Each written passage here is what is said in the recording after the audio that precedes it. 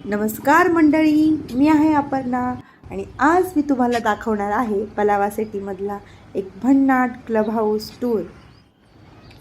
तर आज आम्ही निघालो होतो क्लब हाऊसकडे. कुठे चालला कानाने सुरुवात केली. नमस्कार मंडळी, काय करणार इथे तुम्ही ऐकू शकतात. आणि बिल्डिंगमधून बाहेर पडता संध्याकाळचा खूप शांत प्रसन्न व्ह्यू दिसत होता आणि काना खूप एक्सायटेड होता. त्यामुळे तो स्विमिंग रिंग घेऊन पुढे पुढे पळत होता आणि मी मागून त्याचा व्हिडिओ शूट करत होते. हा जो क्लब हाऊस आहे तो आमच्या घरापासून जस्ट 5 मिनिटाच्या अंतरावर आहे. रस्ता क्रॉस केला की पलीकडे क्लब हाऊस आहे. आम्ही रस्ता क्रॉस केला आहे आणि इथे तुम्ही बघू शकतात पलावाच्या इंटरनल बसेस असतात. ही एक बस आहे इथे तुम्हाला जी दिसते आहे. इथे खूप मस्त फॅसिलिटीज आहेत. सगळं काही वेल मॅनेज, वेल प्लॅन, वेल मेंटेन असतं. आणि फायनली हा आहे आमचा लेकशोर क्लब. आता आम्ही क्लब हाऊसच्या एंट्री गेटवर आलो आहोत. इथे एंट्रीसाठी तुम्हाला तुमचं पलावाचं कार्ड लागतं. Without that card you can't enter. मध्ये आल्यानंतर हा रिसेप्शन एरिया आहे. हा खूप स्पेसियस आहे आणि इथे बसण्यासाठी आणि तुमच्या ऑफिस बिझनेस मीटिंगसाठी प्रॉपर सेटअप आहे. त्याच्या मागच्या साईडला एक फूड कोर्ट आहे जिथे तुम्ही पेड बेसिसवरती चहा, कॉफी, स्नॅक्स ऑर्डर करू शकता. थोडंसं ह्या साईडला गेलं की हा जिम एरिया आहे. हा खूप मोठा आणि वेल मेंटेन जिम आहे. इथे ट्रेनरसुद्धा असतात. But today I can't go inside because kids are not allowed. आणि आज माझ्यासोबत काना असल्यामुळे मी मध्ये जाऊ शकत नाही. नेक्स्ट व्लॉगमध्ये मी तुम्हाला फुल जिम टूर नक्की दाखवेन. थोडंसं पुढे गेलं की एक पीसफुल स्पेस आहे जिथे सिनियर सिटीजन बसू शकतात.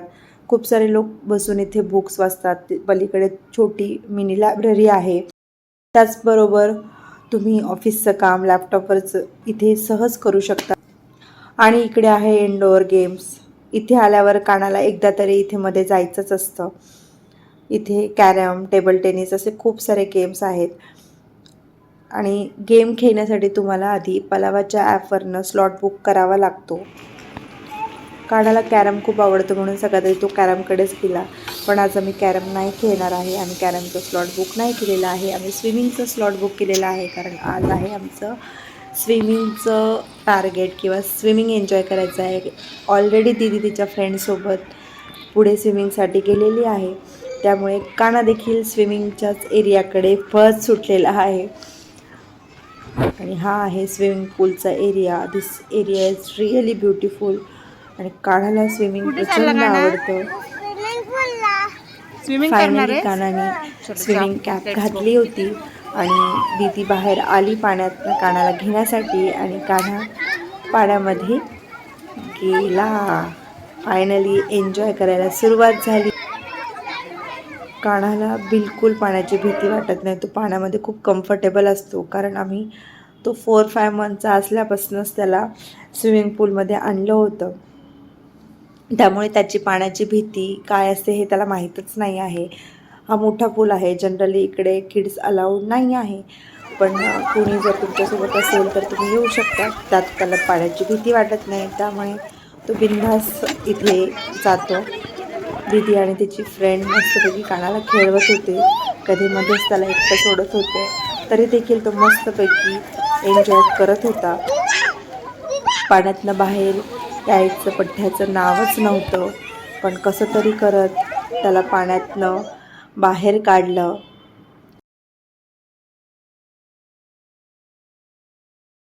फायनली कानाने शॉवर घेऊन कपडे चेंज करून तो निघाला त्याच्या आवडत्या एरियाकडे. तो एरिया म्हणजे किड्स प्ले एरिया. या क्लब हाऊसमधला क्रेच.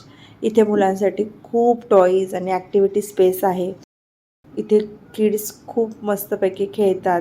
इथे खेळल्यामुळे काय होतं ना, बाहेर मुलांना एक्सपोजर मिळाल्यामुळे त्यांचा कॉन्फिडन्स वाढतो. कम्युनिकेशन स्किल छान डेव्हलप होती. त्यांची एनर्जी छान प्रकारे बाहेर पडते. त्यामुळे ते छान एक्सप्रेस होतात आणि त्यांचा कामनेस, हॅपीनेस वाढतो असं मला वाटतं.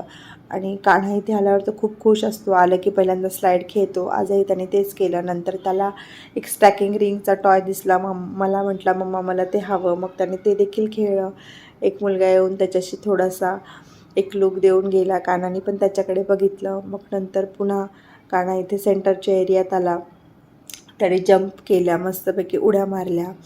मग असं हे चालू होतं, मस्ती मज्जा उड्या मारणं. त्यातच मला इथे एक केअरटेकर असते, ती चॉक देते, पण आता सध्या ती तिथे नव्हती म्हणून तो गेला. त्याला माहीत होतं तो चॉक कुठे असतो. त्याने तो चॉक आणला आणि ह्या प्ले एरियामध्ये खूप मोठा ब्लॅकबोर्ड आहे. त्याच्यावर मुलं मस्तपैकी ड्रॉइंग करतात, काय जे वाटेल ते लिहितात. कानाने देखील काहीतरी स्टँडिंग लाईन स्लिपिंग लाईन बोलत बोलत काढल्या.